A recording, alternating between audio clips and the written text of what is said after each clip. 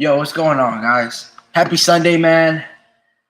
I'm not gonna be on here for far too long, but I just want to preface this by saying this: there's an amazing legend by the name of Henry Armstrong, and he held three championship belts at once.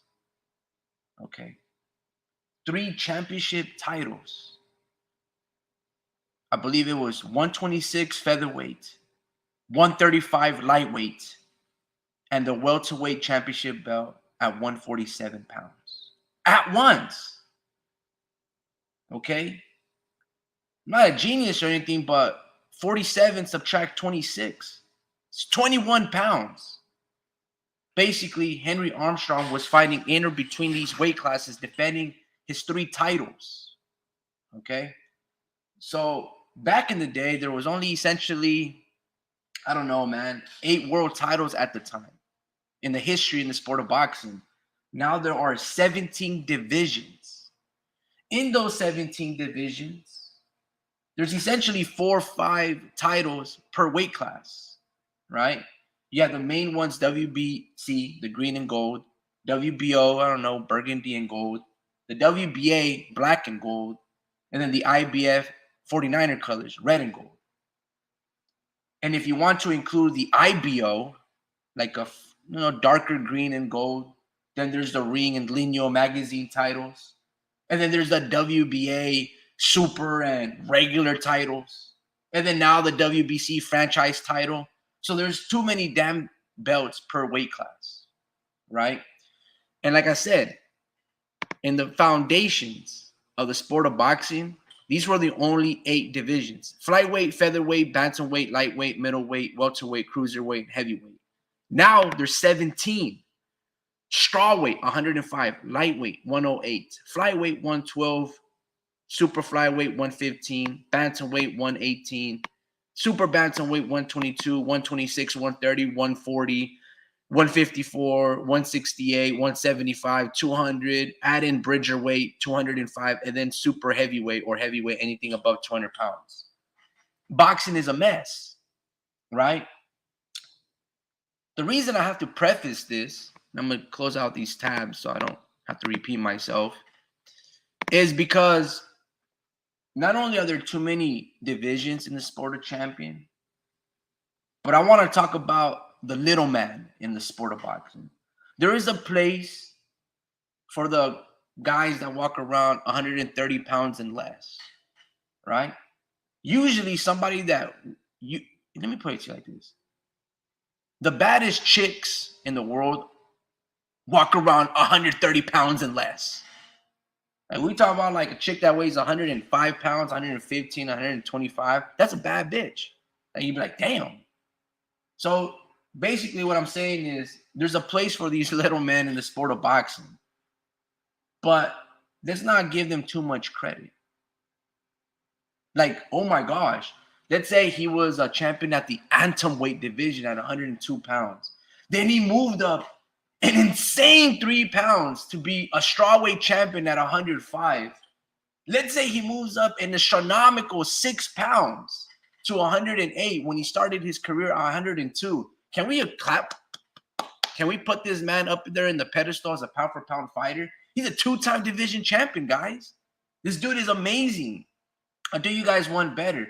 Let's say he moves up from 102 pounds to 112 pounds. Oh my goodness, guys, 10 pounds. This dude is now a 3-time division champion. And he's doing an incredible thing never done before, being undisputed. See how ridiculous that sounds? All right. So let's say you started your career at 108 pounds. You move up to flyweight at 112 pounds. That's 4 pounds. That's a lot of weight. Then add from 112 to the next weight at junior bantamweight to 115. What about 118? From 118 to 108, I just became a 4-time division champ. Junior flyweight, junior bantamweight, and then bantamweight. And I'm already a 4-time division champion. There's only been, in my opinion, only one legitimate pound for pound fighter that's done from all of these weight class and campaign as high as 154, and that was Manny Pacquiao. All of these dudes, Lomachenko, Naoya Inoue, Bam Rodriguez, Chocolatito, all of these dudes suck in comparison to Manny Pacquiao.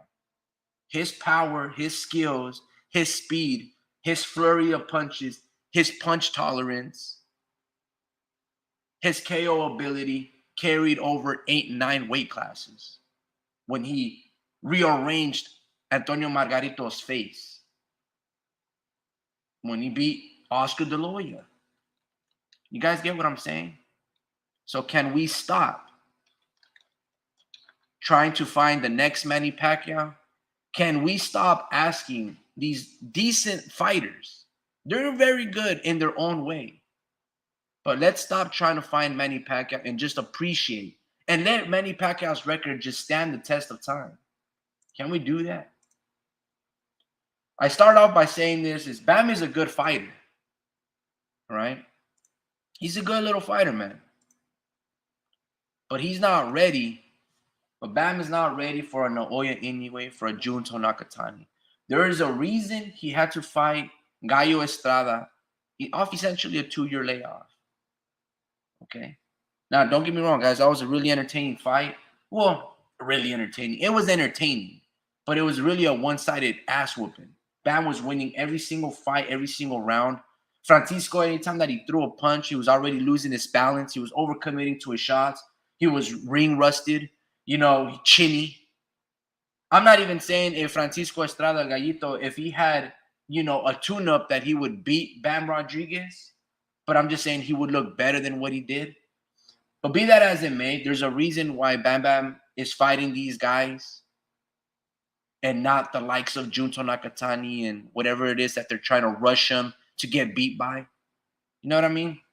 Just appreciate these fighters in their respective weight class. It's the same thing with Naoya Inoue.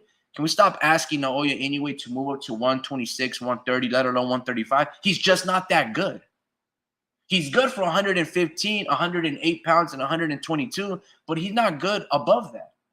Nor should we necessarily have to pressure him because I guess, he'll get knocked out, bro. I mean, you saw Luis Nery. Bro, Luis Nery likes to drink. He likes to party. He's always been undisciplined, but the motherfucker knows how to fight. Imagine if that was a left hook from Venado. You know what I'm saying? Or Oscar Valdez. Or Tank Davis. Naoya just ain't that dude. He ain't that dude yet. Okay, so again, when we talk about all of these 17 weight classes in the sport of boxing, and they're only a difference between 3-6 fucking pounds, just remember Henry Armstrong held 3 titles at once from 126 all the way to 147, 21 pounds. And we glorify these mediocre fighters and put them on the pedestal because they moved up in 3 weight classes, a total of 8 fucking pounds. Can we stop doing that, please? Once we can do that, we can start having an honest conversation of how, of like the real pioneers or the real pillars of the sport of boxing who are doing legitimate things in this game right now. Beterbiev, Bivol, Sergey Kovalev, Triple G. What do these 4 fighters have all in common? Professionally, they've only campaigned in 1 weight class. That's it. Triple G made history at 160 with all of those title defenses against a whack-ass middleweight division. And he didn't do nothing at 154 or at 168 or 175. Bivol, damn near for like 15 years now, it feels like. He's been a champion only at 1 weight class, holding on to 1 belt. How is he a pound-for-pound fighter? Artur Beterbiev, congratulations, bro. You've only dominated 1 weight class at 175. That's it. Canelo Alvarez started career probably at 140, 147, 154, 160, 168, went as high as 175. You guys get what I'm saying? The level of greatness, you can't even compare. These dudes are mediocre, barely in 1 weight class. And then the true killers out here in the sport are doing it in damn near 4, 5, or 6. Just subtract the number of weight classes that they're moving up. Terrence Bud Crawford started his career at 135, been a champ at 140. That's 5 pounds. If he was a bantam strawweight, that would already been 3 weight classes. Now he's at 147. Now he's moving up to 154. I mean, 154 subtract 35. I mean, I'm not no genius, but it looks like 19 pounds, damn near 20 fucking pounds. Let me give you an example. If Jesse Bam Bam Rodriguez started his career at 108 pounds, or strawweight, let's say strawweight, because he might have campaigned as low as 105. If he were to move up 20 pounds, that would be to featherweight, essentially, right? He would have been a champion at strawweight, junior flyweight, that's 3, junior bantamweight, that's 4, bantamweight, 118, that's 5, junior featherweight, 122, that's 6, featherweight at 126, that's 7 divisions. So what Bud had to do moving up from 135 to now to 154, a span of 20 pounds, essentially 19. A guy at 108 pounds moving up to 120 or 105 pounds moving up to 126, he would be already a 7-time division to Bud's only 3 or 4. I just want to let you guys know these small fighters, you can't compare them to these bigger men. Now, just because I'm saying these things, like I said, there is room and a place for the small guys in boxing south of 130 pounds to make a living, to make amazing fights. We just can't compare them, okay? All of these things are fantasy matchups. Now, I'm going to tell you guys this. Can we stop with the fantasy matchups? Can we stop asking Naoya to move up ridiculous amount of weight to fight Tank Davis? Can we do the same for Bam? Just let these dudes fight these dudes that are in their weight class because they're barely good enough. You know what I'm saying? They're barely good enough to beat these dudes. Okay? And if them getting dropped is not an indicative factor of that, then you guys got to just like tone it down a little bit. Okay? Let me put it to you guys like this, right?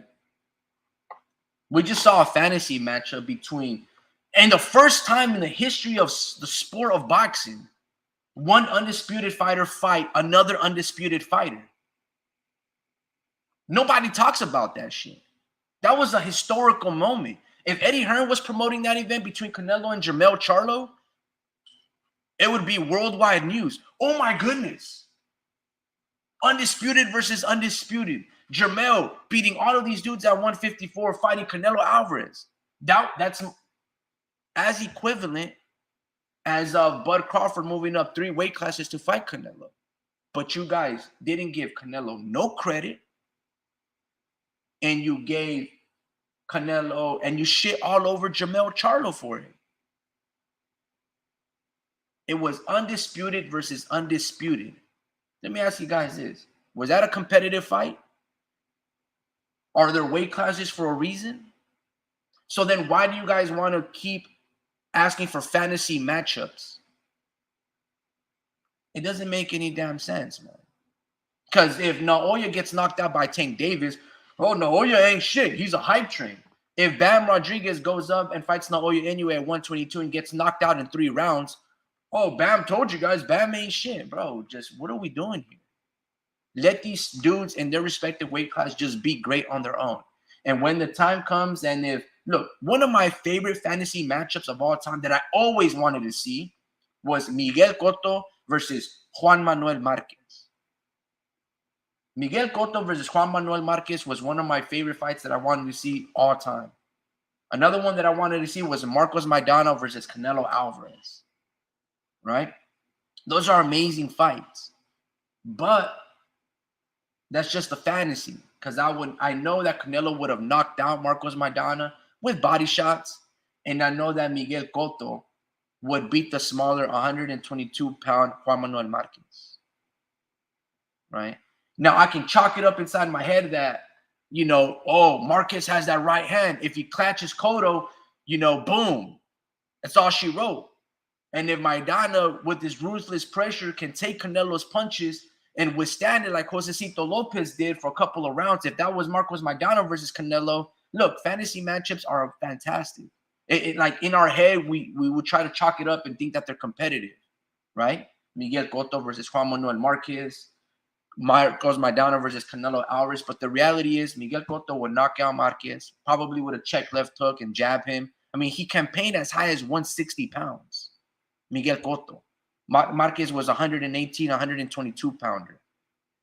You get what I'm saying? Like, in our heads, we would think they would be great fights, but when you see it on paper, they wouldn't be, right? So Naoya versus Tank, not competitive. Bam Rodriguez versus Naoya, not competitive. Canelo versus Bivol, to be honest with you, that fight was not competitive. It was 9 rounds to 3. And to be fair, though, Canelo has been, manipulating his body weight in a crazy amount of time. Anyway, so we got to just stop with these notions, man, because, again, no one talks about the undisputed fight versus another undisputed champion and Jermell versus Canelo Alvarez. You can honestly say Jermell was undefeated when Canelo beat him. You ever seen Jermell Charlo get knocked down? You've never seen Jermell Charlo get knocked down. You've seen him get wobbled a little bit or stunned when he did fall against Tony Harris in the first fight. But Canelo essentially beat an undefeated, undisputed Jermell Charlo, a historical Charlo who's no one's ever been undisputed, or maybe Ronald Wright. But essentially, he's the only one in the 4-belt era to be undisputed at 154, if I'm not mistaken. Maybe Jermaine Taylor, but I think this 168. I gotta really remember my weight classes. But no one gave Canelo that credit for that fight. So why would we ask Bud Crawford? See, on paper, it was a fantastic fantasy matchup. Oh, no, Canelo's a small 168-pounder. Charlo's even bigger than him. Nah, man, everybody has different punch tolerance. And some people just carry their power over multiple weight classes. Anyway, so one of the things that's been, not happening, I mean, it continues to happen, but apparently Ryan Garcia fires his manager, Guadalupe Valencia. In this interview in Fight Hype, at the 8-minute mark, Ryan Garcia basically fires Guadalupe Valencia. Now, Guadalupe Valencia is Ryan's manager, and not too long ago, Golden Boy filed a lawsuit to Ryan Garcia to honor his contract, and also probably put a cease and desist letter on Guadalupe Valencia, as Guadalupe Valencia supposedly is in bed with PBC and Al Heyman. And he was whispering into Ryan Garcia's ear that, hey, bro, these guys are getting paid much more money than you. Golden Boy is basically robbing you and doing you dirty. Ryan listens to his advisors since the dawn of day. And, he's like, hey, dude, pay me more money. You're not paying me enough money. So they renegotiate a contract, and Golden Boy pays Ryan a little more money. And then Ryan just fired Guadalupe Valencia, the same one that set up Ryan to take and make all those stupid-ass stipulations and demands to fight Tank Davis, right? So in this minute mark right here, hopefully I got it right, but check this out. This is the first time I ever said this. Okay. I fired Lupe. Really? Lupe's gone. When? He fired Lupe. Lupe is gone. The same Guadalupe Valencia, right, that was interfering directly with Golden Boy's ability to communicate with Ryan and negotiate the best deals and fights for Garcia. Man, didn't I tell you guys this? And everybody probably knew this already. Like a year ago, everyone was Golden Boy, as imperfect as he is, has always had the best interest of Ryan Garcia. Golden Boy told Ryan, do not fight Tank at a catchweight. Do not fight Tank at a catchweight and add a rehydration clause. Bro, walk away.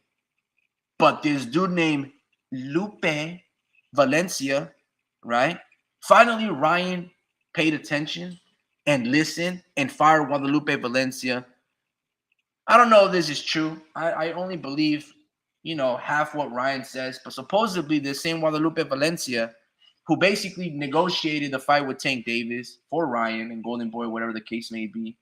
He's the one that, brought this dude named Scooter to Ryan Garcia's life. And, hey, man, this is going to be your strength and nutritionist. This is the dude that works with Dana White. You know, he's going to make you strong and all of these things. So Ryan finally gets rid of this fucking snake. I don't know. I mean, allegedly, this is what he's saying. I don't know if it's true.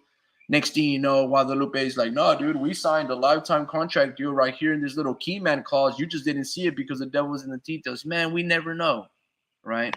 But that's what Ryan Garcia says. And I don't know if you guys remember this, but yeah, supposedly Ryan Garcia's lawyer and advisor, Guadalupe Valencia, has been instrumental in guiding Garcia's career while negotiating lucrative offers outside the sport of boxing for the 25-year-old. The power broker, Valencia, spearheaded and orchestrated a deal for Garcia to allow him to get nearly $30 million in a knockout loss to Gervonta Davis in April. Okay? So, in the long scope of things, you can say that this was detrimental to Ryan Garcia's career. But at the same time, if you nearly earned $30 million, I mean, did you really lose? So maybe Guadalupe Valencia has some sense. It's like, look, Ryan, you know, you're going to try to make 136 pounds, you know, add a rehydration clause. But, bro, are you really losing if you make $30 million in a night? Probably not. Unless you take a beating and a loss like Devin Haney, where your jaw's broken and you're trying to call these YouTube and Instagram, developers and be like, bro, take down this, footage. Then if that's your loss and you take it as a huge loss in your life, then yeah, you might not be able to ever recover. But in this particular case, Garcia's done actually well, beating guys like Duarte and then just upsetting Devin Haney. But again, this was all because of Guadalupe Valencia. I bring this dude's name up because Ryan just fired him, right? Again, man, it's a very interesting situation, especially in the sport of boxing. Anybody can essentially be a manager. I was just watching a documentary with Dana White, and he was being interviewed by Shannon Sharp at the Club Shay Shay YouTube channel.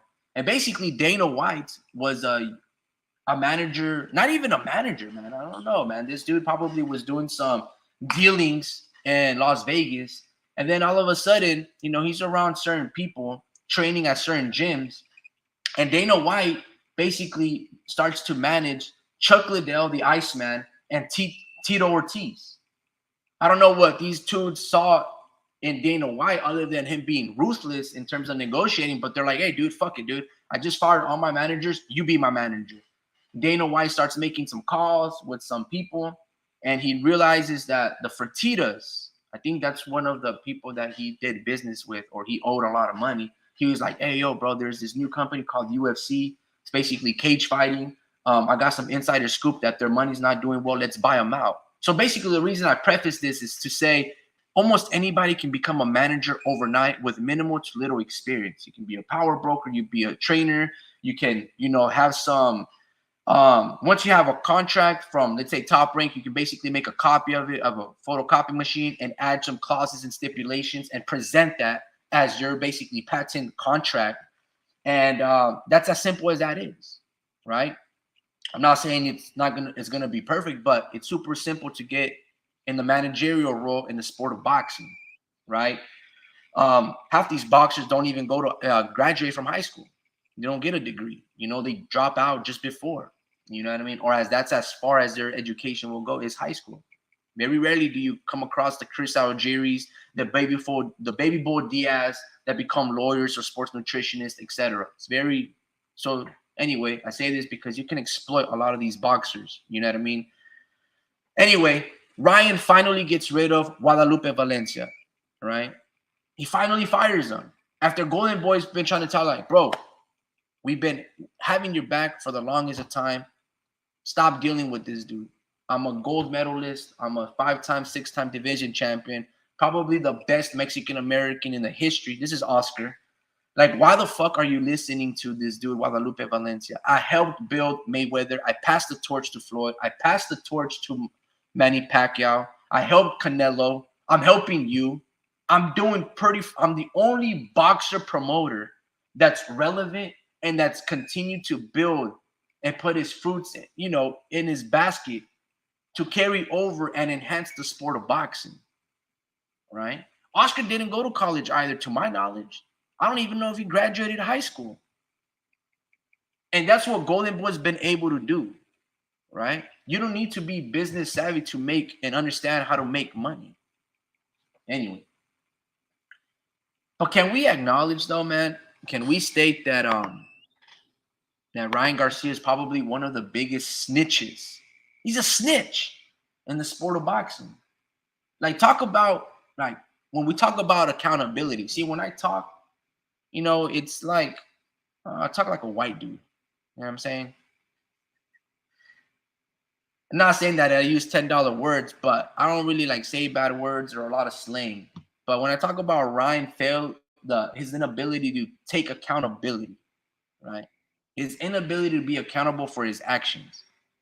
And when he starts to blame every single person that he's around, he's basically snitching them out. Okay? That's what I mean. He doesn't take accountability for his own actions. He blames everybody and thinks he's done nothing wrong because he believes that he's done nothing wrong. It's almost like he's got like personality disorder where he can disassociate himself from fucking certain people and, vicariously instill himself in a scenario in his head that he gets taken to the forest. This thing happens to him. They tie him down. They make him watch this snuffed film. That's Ryan Garcia. He's able to visualize these fucking things just to, feel some type of sympathy or empathy so the people can be like, oh man, he's going through stuff. He's this is why he drinks. This is why his life, that's why he acts so with like the lack of attention. Like, bro, stop it. Okay. Ryan is a really good manipulator, but I think I don't know if there's something wrong with him, but when I say that he has probably dissociative disorder where he can fucking mask certain things in his life and probably reveal them to the world that it's happening, like when he was taken to the forest, right? When none of that occurred. All he does it is for attention. I think there's this disease called Munchausen's disease. It's basically where the mom, basically says like, oh, my daughter is very sick. And let's say her daughter is in perfect health, but she puts on makeup on her daughter like, oh, my daughter's going through, she has chemotherapy. The mom is secretly shaving the daughter's head, making her look all dull and pale, just so people on the internet can give her sympathy. I could be wrong, but there's a disease called like that when the mother does this to seek attention and to people to give her the attention that she needs. But, she's psychologically fucking up her daughter's health and, appearance. That's Ryan Garcia. You know what I mean? But anyway, guys, that's all I want to go on here and talk about for a little bit of things, man. Bam is a good fighter, but don't rush him to get knocked out by Junto Nakatani and Naoya anyway, because he's not ready for those guys. So if he goes to move up to these weight classes and he gets knocked out, is this a moment of I told you so, he's not that good? Or do you want to see the best fight the best when they're at their finest moments, right? Because realistically speaking, if Bam were to go up right now at the age of 22, 23, 24 years old and fight Naoya anyway as Naoya is in his moment, Bam stands no chance. He gets knocked out within 5. If Naoya really wants to, he would hurt Bam easily. But if we wait 3 years, Bam is probably 26, 27. Naoya is 33. Naoya is somewhat getting there in age, I guess. It would be a much more competitive bout. But, I think his name is Greg Mannix. Not too sure what the hell his first name is. I don't really care. But the dude Mannix was in the post-fight interview, was asking Bam, man, you won this fight. It's a fantasy matchup of ours, but Naoya anyway, right? And then Bam was essentially saying, like, look, man, I'm interested in fighting Chocolatito. That is if Francisco Estrada wants to honor the rematch. There's a rematch clause that he instilled on the contract, which Francisco Estrada has acknowledged that he wants to run it back. For all intents and purposes, fuck it, why not? I think Francisco would do much better, as this was his quote-unquote tune-up. in which he suffered a defeat. Had Francisco had a tune-up after essentially a 2-year layoff, would have been a much closer fight. But be that as it may, now he knows maybe what his mistake was. He's going to be much more competitive after coming off a training camp, going into another one with the same opponent. I think Gallo is smart enough and astute enough to make some adjustments. Not to say that he's going to beat Bam, but if he can drop him and then, understand how to throw probably better straight punches rather than those looping shots where he's fumbling and getting countered. I think Gallito Estrada can, maybe make it 9 to 11 rounds and probably get stopped late. But that was a very great fight. Well, it had the potential to be a very great fight, but it reminded me a lot of Jorge Linares versus Lomachenko. Linares, a champion, drops Lomachenko with a right hand. Gallito Estrada drops Bam Bam with a right hand. Bam comes back with a southpaw stance, left, uppercut, hook to the abdomen, to the liver. Lomachenko did the same thing to Linares. Both excruciating pain. You can see. Oh, man, bro. The pain, bro. The pain. That Gallo was rolling on the ground, Whew. What a nasty, hellacious body shot. Regardless, man, they do run it back. It'd be a really good fight. And then hopefully, Bam can fight Chocolatito. In the meantime, hopefully Chocolatito takes a tune-up. Like, I don't even know when's the last time Chocolatito has fought. But, yeah, man, that's all I got to say, really. Let me check real quick if Drew and Speed are here. Nah, man, we had a relatively long night, late last night. So, yeah, man, Ryan Garcia fires Lupe Valencia. We got to stop with these fantasy matchups. And essentially, Bam is not ready for Naoya or Junto Nakatani. Just like Naoya is not ready for Tank Davis. Just like Junto is not ready for Joe Cordina at 130 or whatever the case may be. Just like how Canelo is not ready for Dimitri Bivol at 175. Sometimes a fighter reaches their limits. They can't all be Henry Armstrong and hold 3 titles at once in 3 separate weight divisions. It's very difficult. In fact, unheard of, never done before. Like, has there been a fighter ever since Henry Armstrong to hold a belt at 126, 135, and 147 in this modern day? Absolutely not. Can Crawford be a champion at 135, 140, and 147 all at once? Can Canelo hold the title at 160, 168, 175 all at once? I don't know, man. It's difficult. It'd be extremely tough to do. But anyway, guys, happy Sunday. Start getting those fireworks ready. Start planning for the 4th of July on Thursday. And I'll see you guys on the next one, man.